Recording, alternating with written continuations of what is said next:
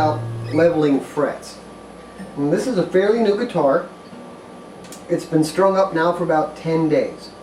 Now I usually do a fret leveling process when I initially set up the guitar, but after a couple of days as the guitar takes on the load, things may happen and you'll have to make some adjustments. So if you listen,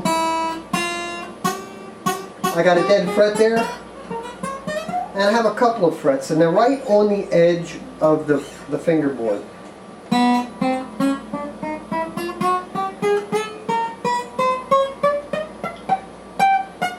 Now if you notice, it don't sound bad there,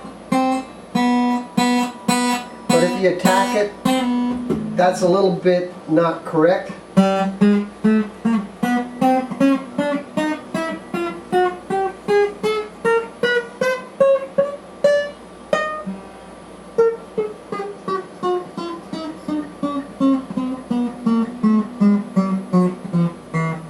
I'm listening for buzz, anything.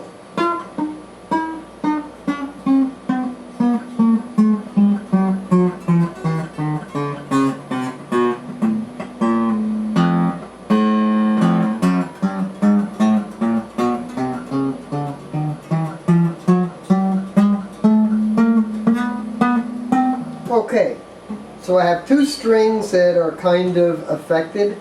One of them is a nut slot problem, the other one is actually the edge of the fret, and you'd be able to see this if you look right down, if you look down the fingerboard right here, this guy's high. So there's another one down here. So we're going to do some fret leveling, and I will show you how I like to do it. It's not very hard, but you want to remember when you build a guitar, it's not uncommon for things to happen in about 7 to 10 days. So let's take the strings off of this puppy.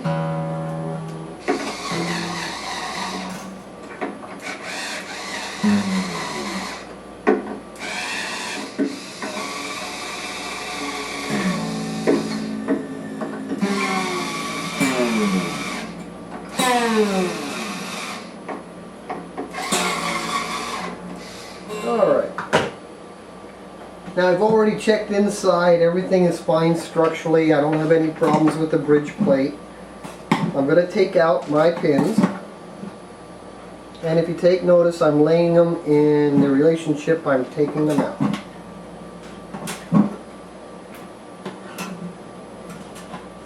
And I have slotted bridges, so I have to get in here sometimes and help them get out. There we go.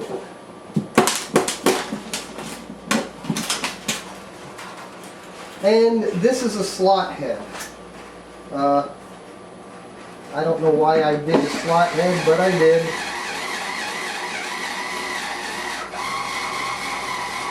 So now you got to take all the strings off. And you can sit there and crank like that if you want to. That's why I got that. My favorite method for taking strings off. I don't want to scratch my head plate, so I'll leave these right into the slot. I don't want to leave any amount more than I have to. Now the bass strings are usually pretty easy and can come out. I have the tweezers here. I can use this. And all you got to do is grab the first one, pull it right out the hole.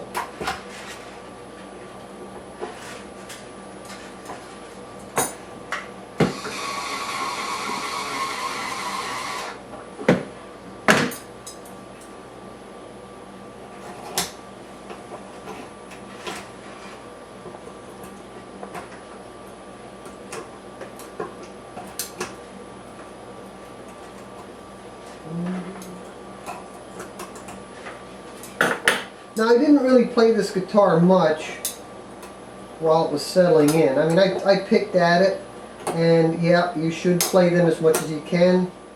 How to level frets. Okay, the way I like to level frets, I'll take a little black Sharpie, and I basically have my Sharpie just laying flat on the fretboard, and I'm gently applying the ink to the crown of the fret.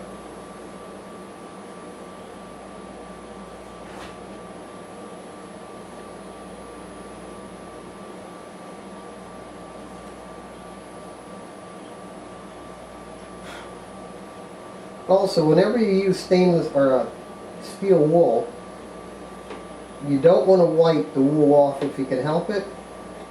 You want to either blow or vacuum it off. So since I use some steel wool here, I want to get that off before I scratch my finish.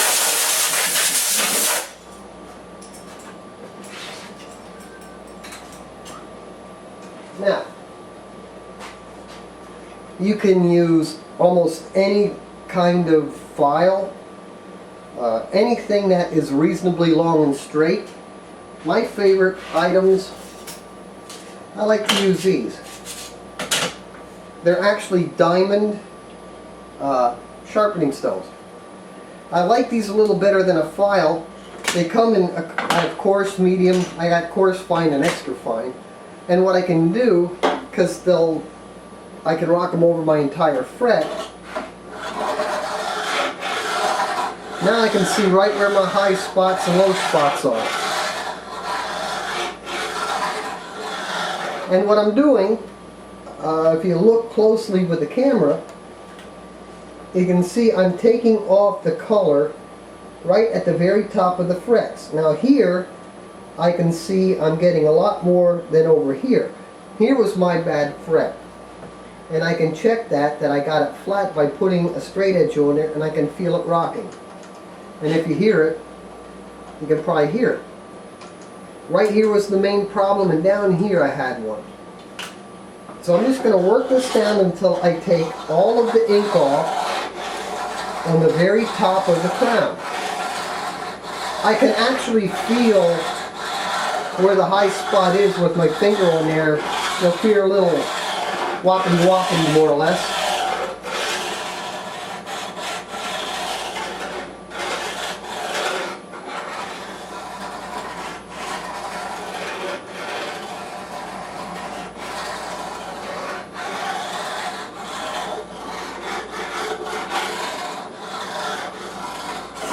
Okay.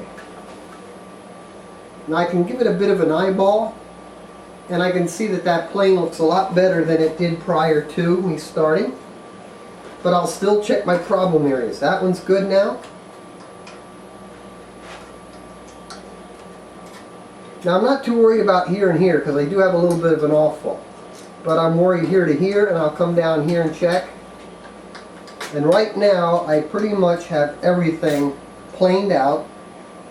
And I can take a look at the very top of the crown of the fret that I've removed, and I can see different variances of flat spotting. There'll be a close-up shot taken of that so you can see what you're looking at. But this way, I've now got everything planed into a nice straight line. Now, I should have mentioned prior to me starting this, I made sure that I had my neck straight. You don't want to have a bow or a back bow with it unless you're doing compression fretting. So I had the neck straight. I've now flattened this out, and now we're going to recrown the frets.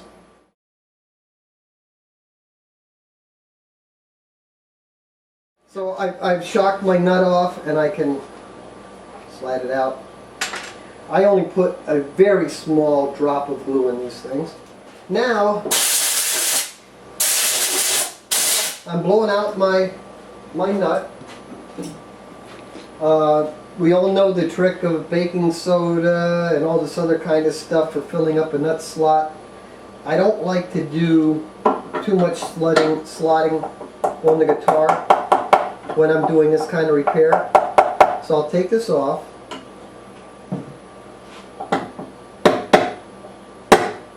Let's fix it right. So I'll show you how to make a new nut. Nut blanks that I get have a square surface here and a slant. The slant naturally goes to the back. So I'm now fitting this into the nut slot.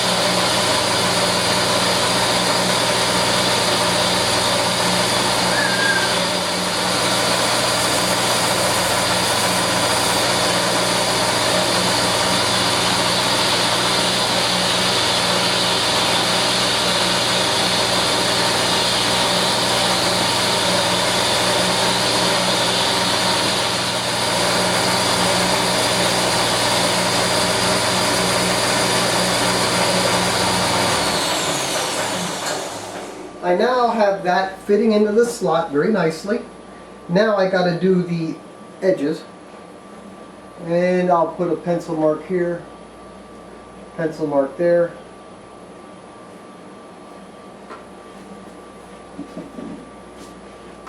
And back to the center.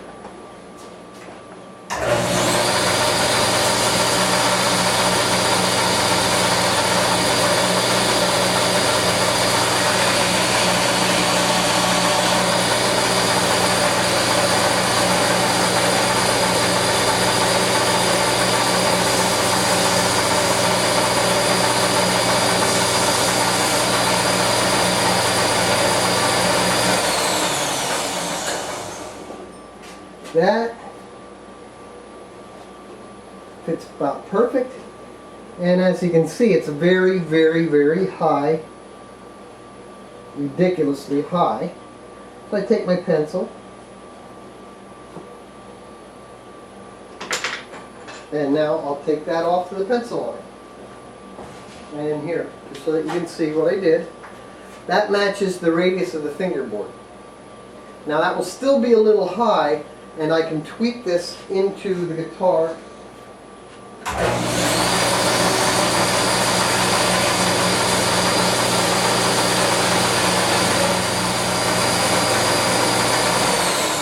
So I can check the radius. I should be right around 16. And you can see the radius of my nut is right there at 16. I don't know if you can see that there. And here you can see it, that's right on the edge. So I have the proper radius established on the nut. Now I got to put this nut so that I get it into the proper depth.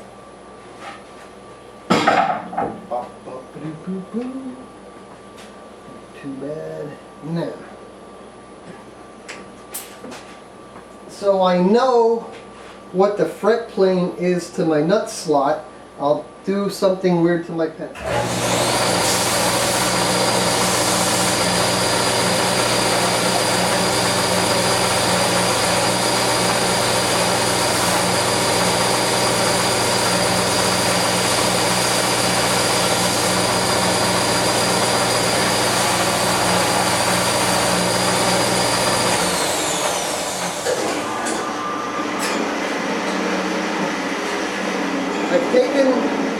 I've taken a pencil and I sanded it down to the lead line so I can lay that on here.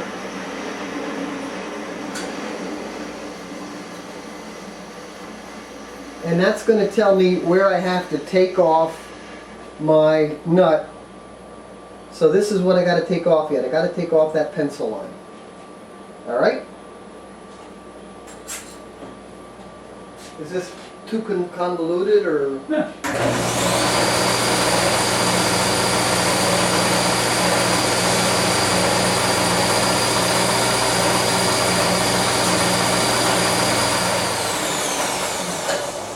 Alrighty. I've done a lot of the rough shaping on that tool right there. Now I can do some final shaping here with my file and a piece of sandpaper.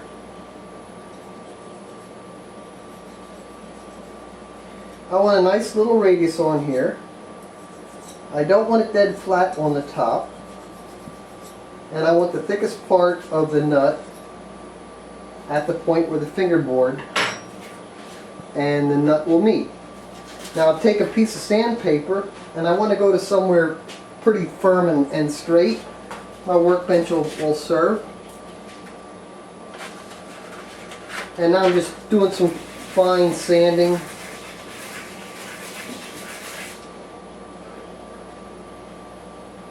A little shaping. Now a lot of people really get crazy about their nuts, and I'm more worried about what the nut slot's going to be like. I want my nut to look nice and finished. So as long as it can do that job, I'll be happy. Now I'll hit it with a little steel wool and polish it.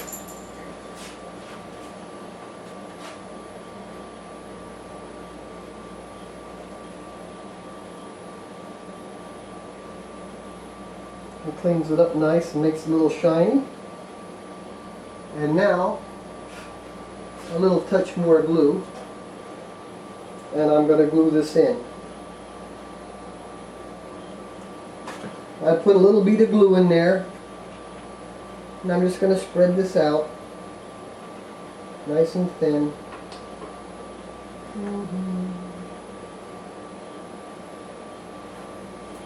So the pencil does double duty.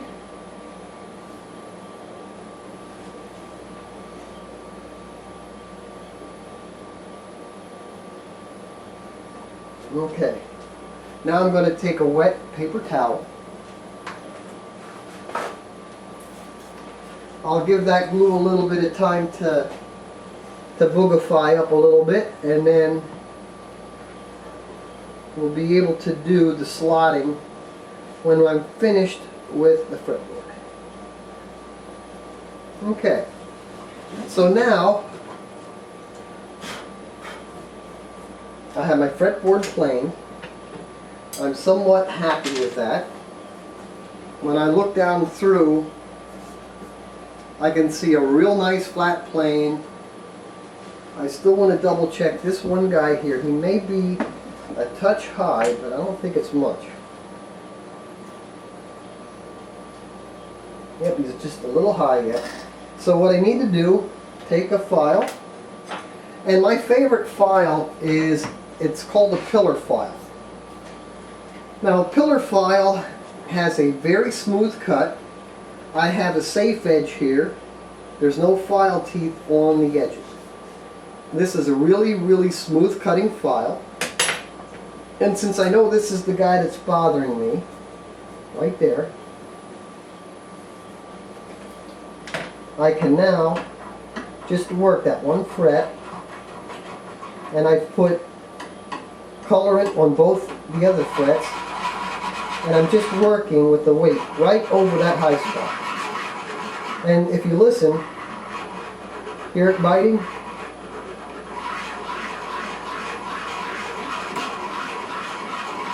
And now I can feel it getting soft. So that's clean.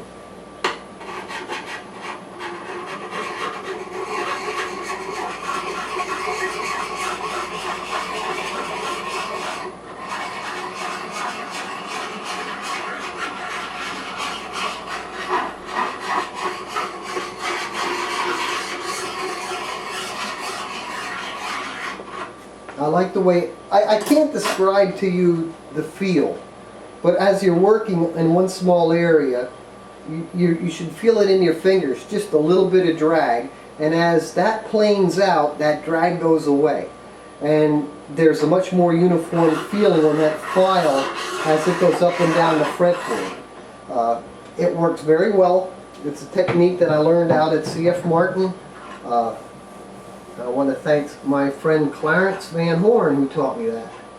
Now, I have all of these filed off. I'm walking back and forth, and somebody's probably saying that's not a perfect parallel, and you're right. So I'll get a good parallel. It's a little machinist's parallel, and you can see it covers at least 3 frets, and this thing is dead true. And there's no rocking. You can hear there's a little rocking. Hear it? And I'm talking very slight, so I'm going to touch it a little more off.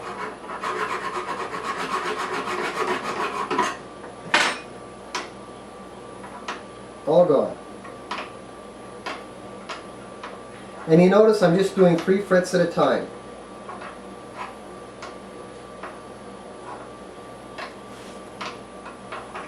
Probably the first 7 frets are the most critical. Now it's all nice, and here we got a high one. Right here. So I'm going to mark him.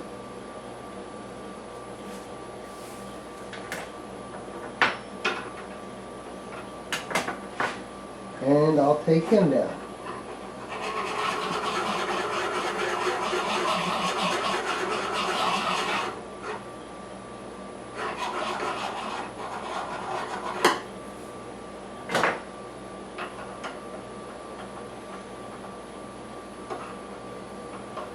more.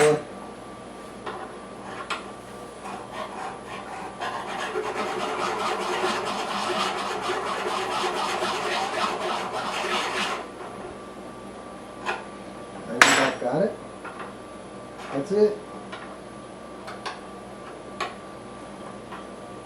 Now here I know I have a fall away. The stress is off the top of the neck. And that's reasonably, I'm not too unhappy with that. What I'm going to do now is brush off the fretboard. Okay, now I want to crown my frets. What I'm going to do, go back with this.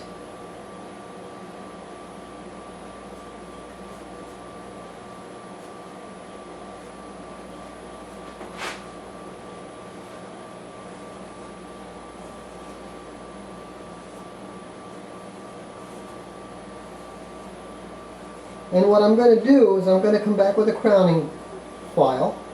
And the crowning file of choice is, I no longer use the file, the crowning file, but it's that diamond file. I found that that works a lot nicer. I don't get any chatter marks like you will with the file. Right here, this is what I use. And you'll see as I start shaping these and crowning these, I'm going to leave a little thin line of the ink on the actual fret. Now here, where I'm working over the extension, I'm going to want to take something that I don't have to worry. I don't want to touch the top. So I'm going to start here. And with these glasses I can definitely see the crown coming up, and I'll work that I leave a nice little line of ink, and then I go across the top.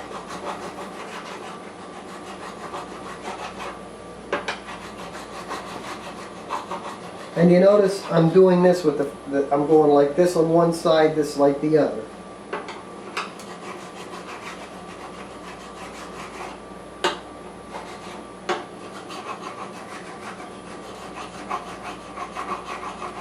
The ends you have to pay most particular care to, because that's, your fingers will feel that more. Okay, now, once I get off the body, we can go a little bit quicker.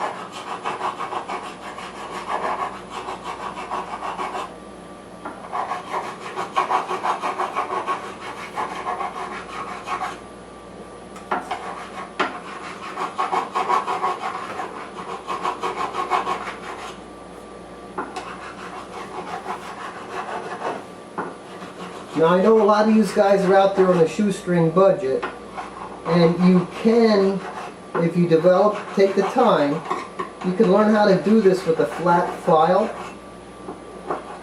And if you want to do this with a flat file, again I suggest getting a good pillar file, and then you're just going to very carefully work it back and forth and round it.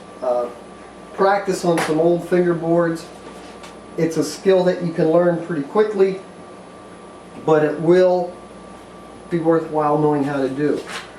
I know not everybody has all the high gadgetry, and I can appreciate that. Recapping what we did, I used these to help roughly level down the frets. I used that to fine tune it, and then I used the crowning file to crown my frets over. The next step is going to be polishing the frets. Now, you can use steel wool, but a friend of mine, Mark Smith, gave me this little piece of cork, And I take 1200 grit paper, and I will take the cork and I'll put it on the paper like this. That's a little fret protector. And now all I got to do is rub my fret. And this does a beautiful job of polishing the fret, finessing that round over nicely, and really gives us a finished look. Now, working on the top of the guitar, I'm being very, very careful. And what you won't see is when I'm done doing this, I'm going to go up onto my buffing wheel and I'm going to do a little fine little polish on the top. And then I will string, well, we'll cut the nut and we'll string it up.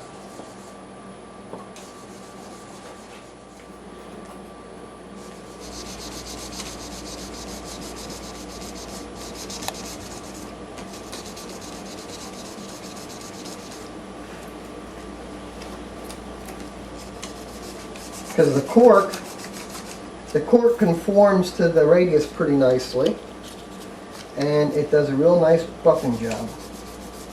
So that's a good one. That's a good one.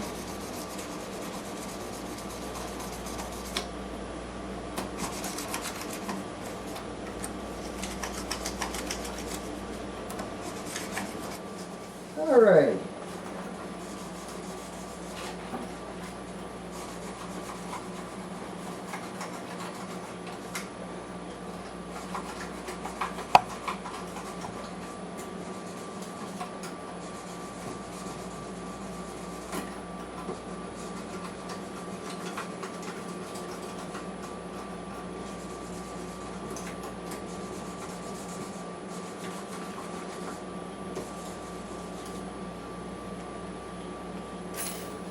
Alright, now with them all polished off, I just like to give them a rub back and forth just for,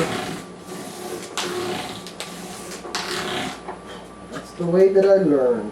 Now I'm going to dust this off, and I'll be back in a second after I go upstairs and I want to buff the little scratches that I see in here. So I'll be back in a minute. I will admit that I do a lot of things by eye, but I've done it so many times, it's not, now it's just the way I do things. I'm looking to get about 1/8 of an inch in on each end. And not even an eighth, a light eighth for lack of a better term. I'll take a pencil and I'm going to make my initial marks. And I want a real fine point. So I'll sand a good sharp point onto this pencil. And I'm going to set the two outer strings first.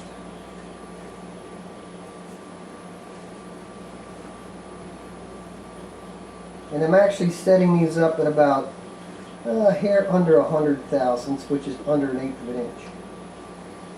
And then what I'll do, so I can see how it actually looks on the guitar, I'm going to take my two E strings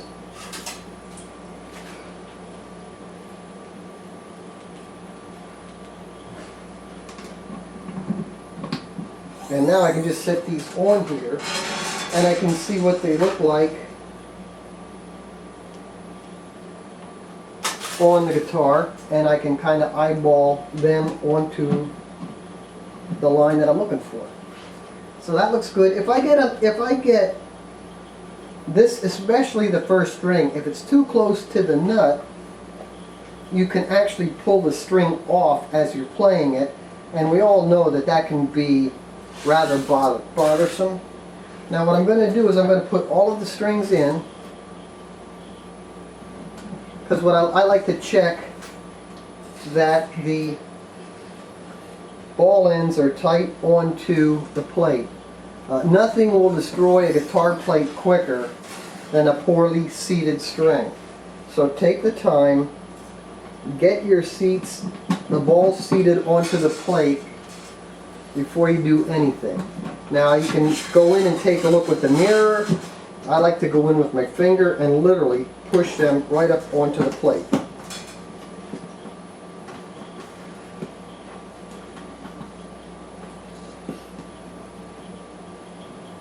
Now if the ball end is seated properly, once under tension you can literally take these out. So now I'm going to set my 2 outer strings on the guitar. I'm going to mic the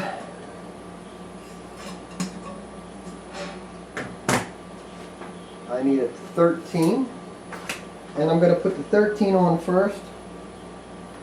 I'm putting my fingernail right onto the slot, or that mark for the slot, and I'm just gently making a mark.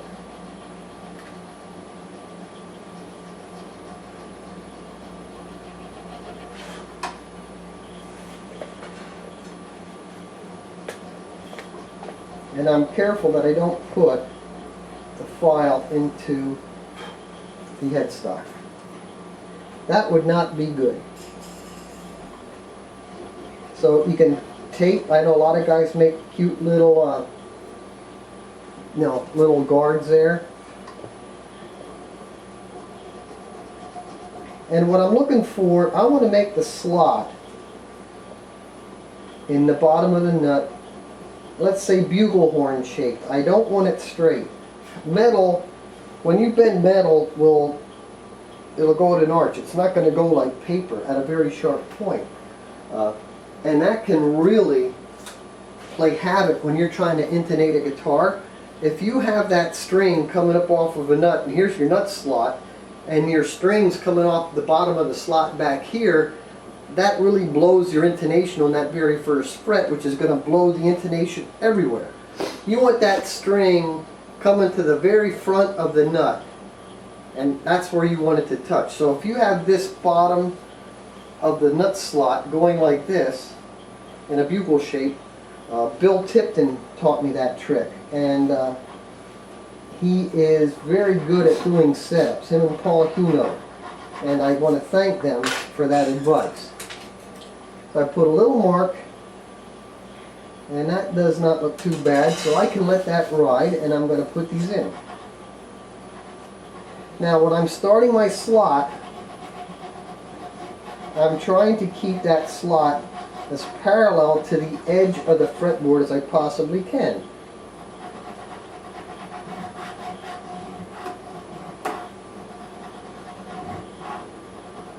And you notice how I'm coming up and going down? Just up and down like that. That will put a nice bugle rounding on the bottom of that nut, just the way I want it. Now, I'm going to put these 2 strings on, and once I get those 2 strings on, then I can figure the spacing for the rest of the strings. This will also become part of my gauge for setting the nut slot down.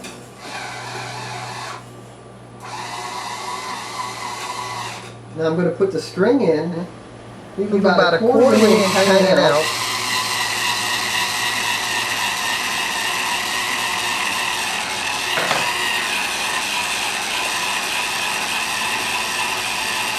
Going over, and I'm bringing that over a second time, which is pinching the end of the string onto the slot, and that binds the end from getting loose. You can actually see that end being bent over.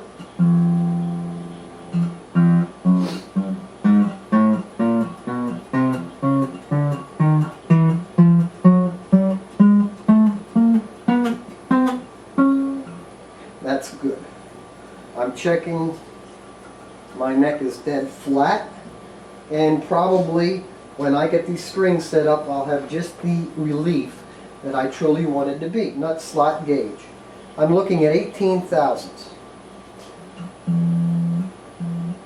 I want it so just as this goes under the fret slot, or under the fret, that it'll touch. When I pick that aggressively, you can hear that. That's telling me that that buzz is giving me a little bit of of area between the fret and the bottom of the string, and I can take a little bit more out. So I'm going to bottom that down just a few more thousandths.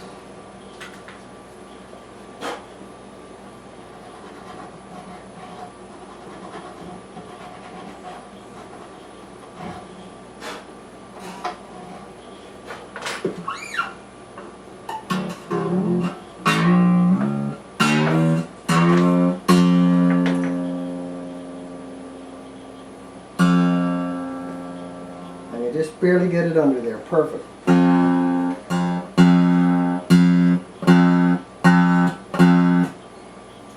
we put this one on, and we're going to do basically the same thing. Now what I'm doing is when I'm cutting the length of my string, I'm doing good maybe 3-4 inches, especially on this little guy. The bare wires tend to want to pull more than the others and stretch, and I'm going to do the exact same thing that I did on the other side. I'm going to let that turn.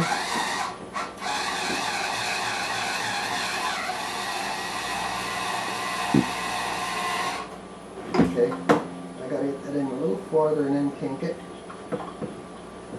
I'm basically putting it in that I'm getting about 1/4 of an inch out the other side. And then I want to kink the string so that it will wrap.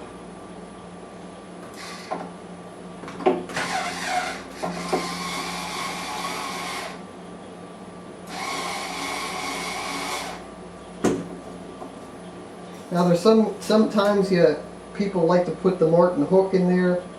I just hate those Martin hooks on these little strings to get them out, but they do work.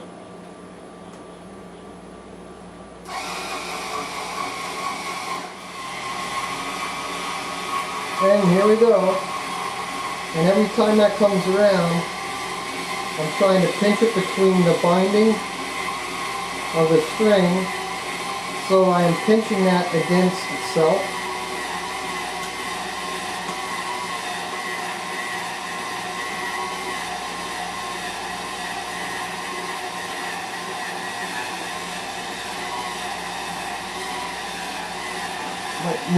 Might need battery soon here. Okay.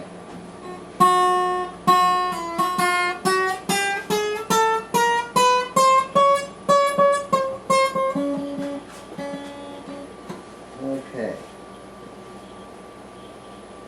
Right now there's a little thing, it's a little buzzy, but I don't have any relief in the neck yet.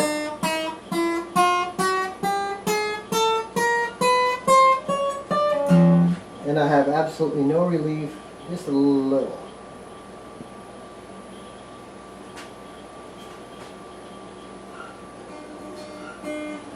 Where's my pick?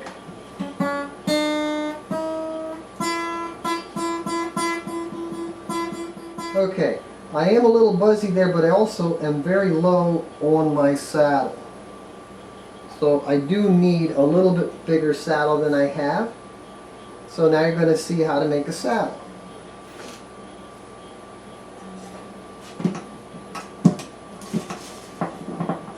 I can use this one for the most part as a pattern. And what I'll do, I'll tape that string down. Then I can pull this one up.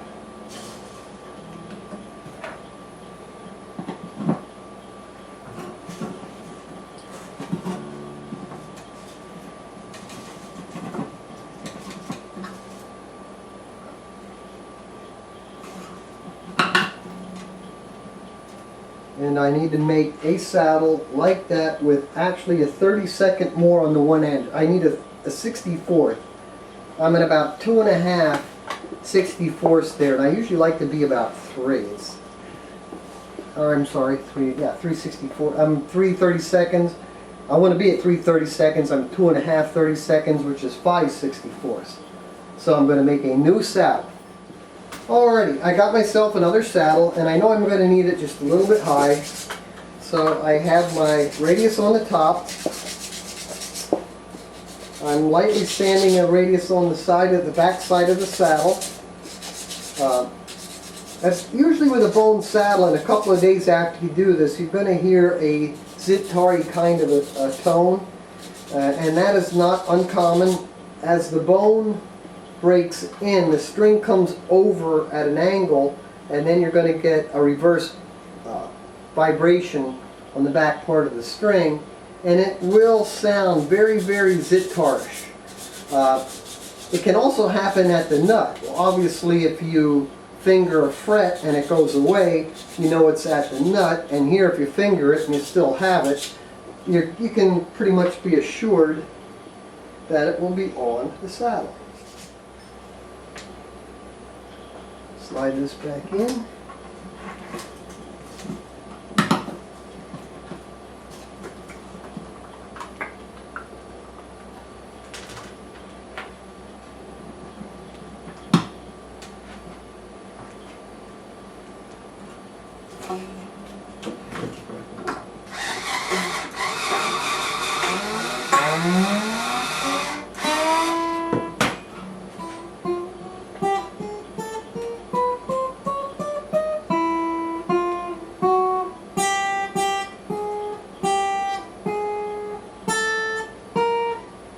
Have a couple of little high ends here. That one. And it's amazing, just a thousandths or two can make a difference.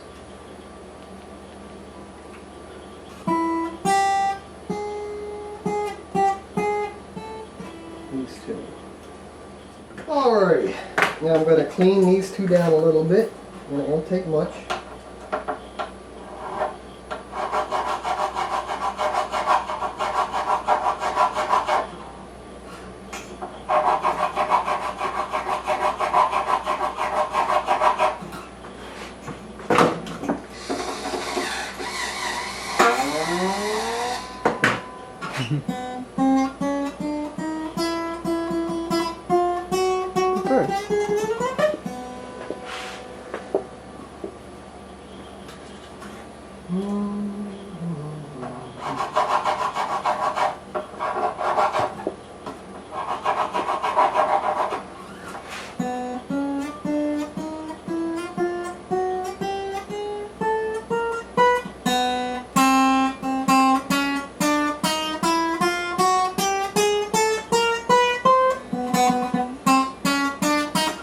Okay, let's see what happens once we get more string load on there.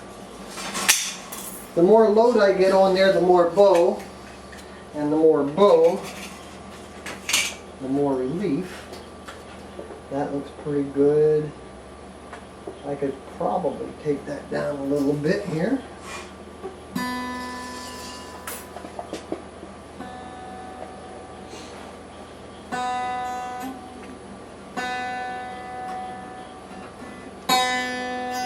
That's pretty close.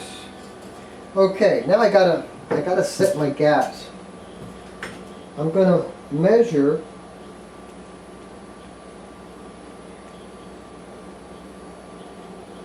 and I have 1 inch 515 thousandths between the center of those two strings. That means I want to make my spaces 1.51 divided by 5 at 302 thousandths. So at 302 thousandths,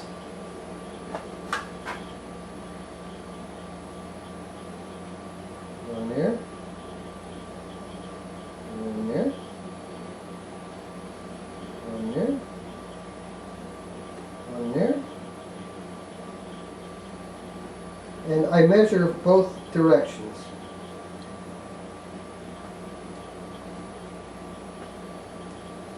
And what that'll do, that'll give me a nice little dot. Can you see that? And then that gives me a nice little dot, so I know where to put my nut slots in. I'm now going to take my B string nut file And I'm basically going to hit each one of them marks.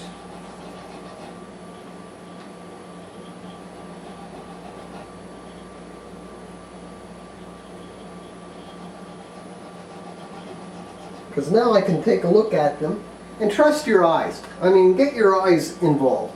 I can look at them, those slots look nice and even. So at this point, it's time to set the other strand.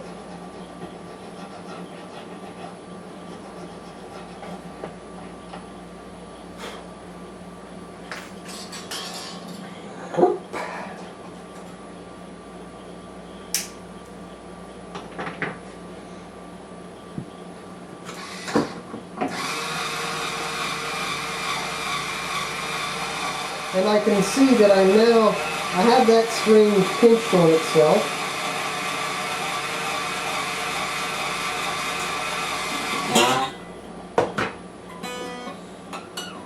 Good. Now I'm going to go in here with my nippers and take a little bit of that off. I like my ends down low enough so that I don't stick my fingertip in there and take a blood test.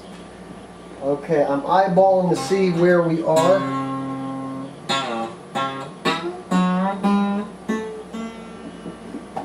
Okay, I have a tuner here. I'm going to put the tuner on. And I want to start seeing that we're getting somewhere into where we need to be.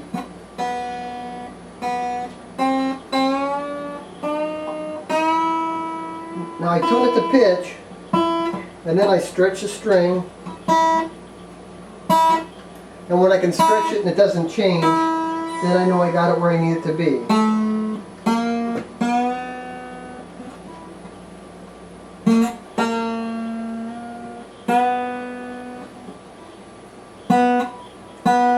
Good.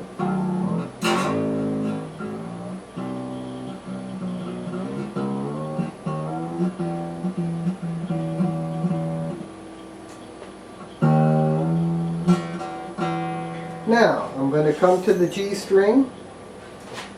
And that doesn't look too bad. I guess I could take it down a notch.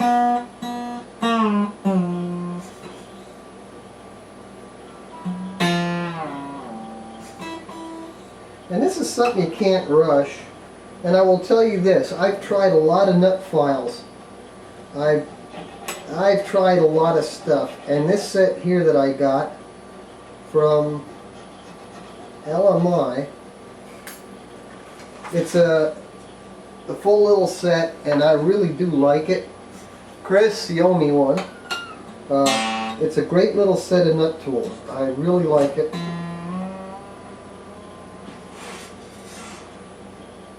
And I'm just eyeballing that. And I can get a probably 10 or 15 thousandths yet. So I can take it down some more. It's really important because this is what's going to set the feel up of the guitar. You want a good setup. So take your time, do it right, and you won't be unhappy.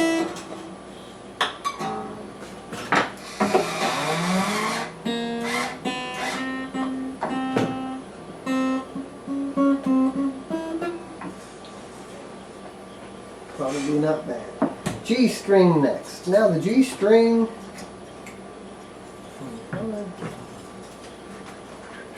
what I'll do with the G string, I'm going to do just like I did with the other one. I'm going to come across on these notches.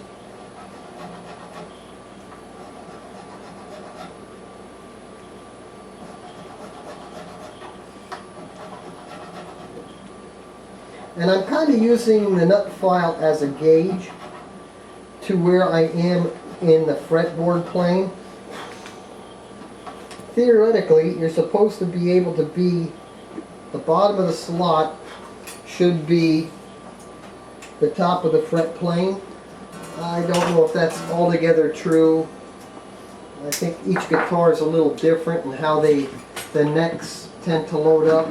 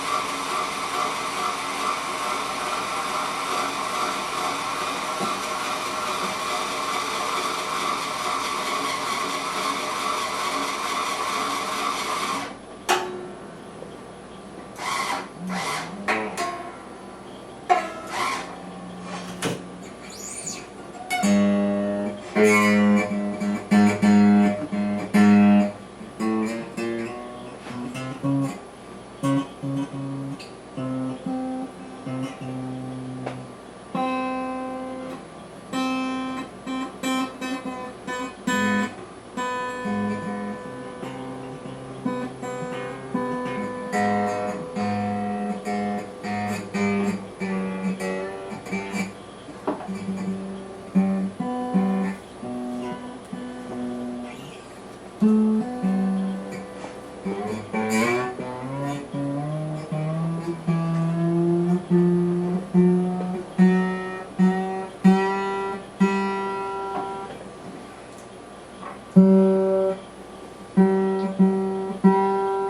watching paint dry, isn't it?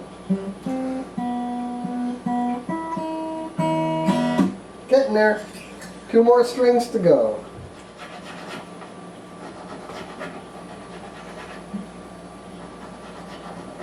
And you notice I'm always doing that slant and then doing that little bit of run over.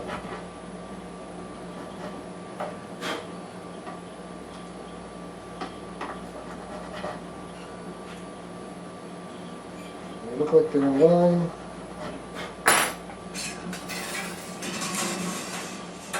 Okay, that one needs a little tweaking down. Almost there.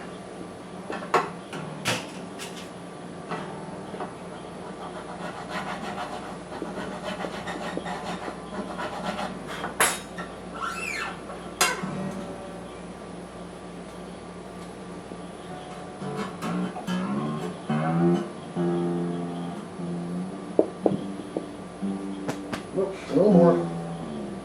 Almost. Almost don't count. And then you're going to ask me, where should the nut, how deep should the nut slot be in relationship to the thickness of the string? Well, that's an open question. I've seen them buried, I've seen them half in and half out. I guess basically if you want to remove all the mass from the guitar you can. Then you want to do them half in, half out.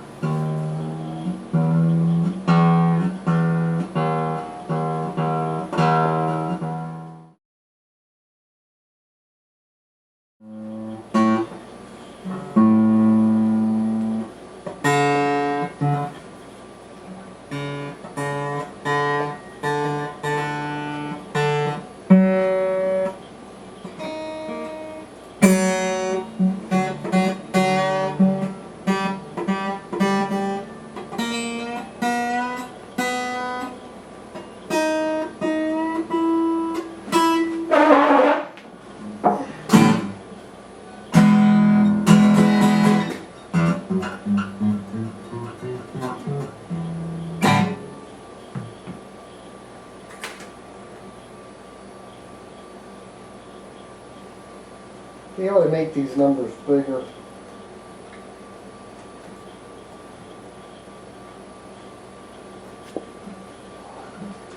Three and a half, 2. I have a 3.5, 2 action on this guitar.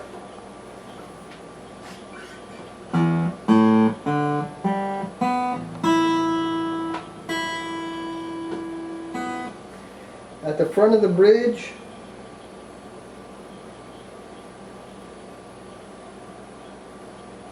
I'm a little high. I don't usually like to go much over 9/16. I'm right there.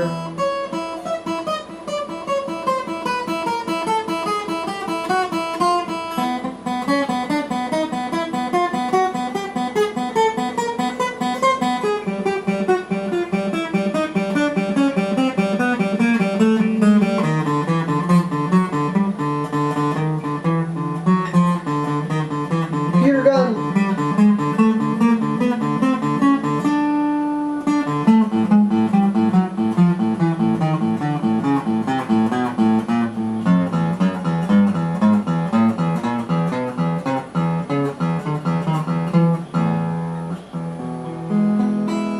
It doesn't sound like a bagpipe. And that's how you set up a guitar. Now for intonation, unfortunately you probably aren't going to be able to see my thing here. I can't even see my thing. There we go. Okay.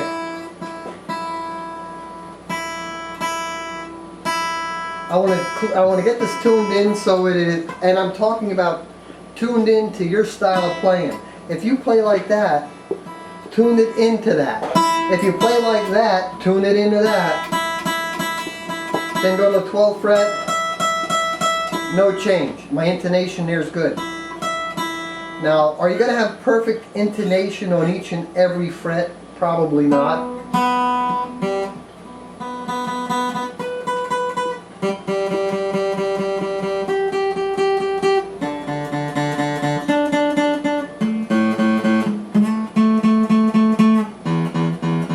Now, my intonation's good, and I need to talk about intonation.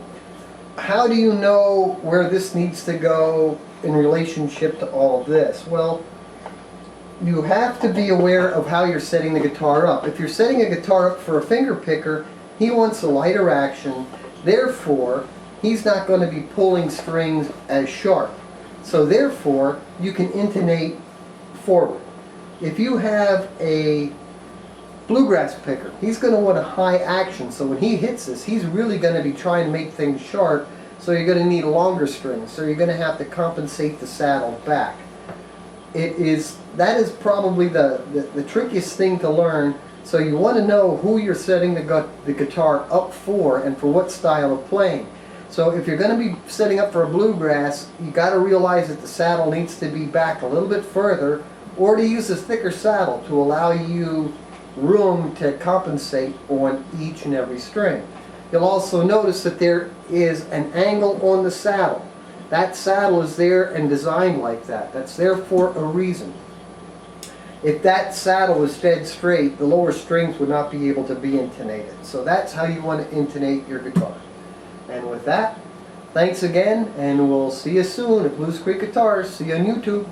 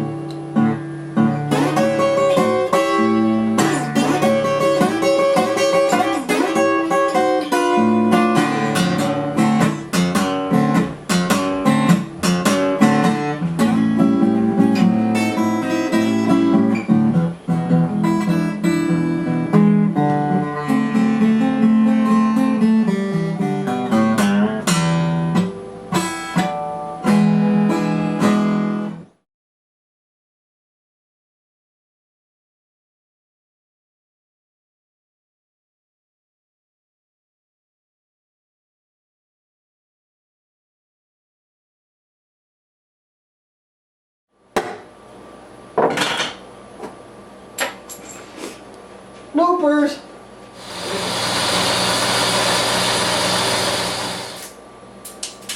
Great lead. When you measure the string, how are you using the exact same file or just one slightly bigger? I'm using either the exact same or one slightly bigger. If it's the same, then I'm kind of twirling it a little bit as it goes in to give myself a little bit of room.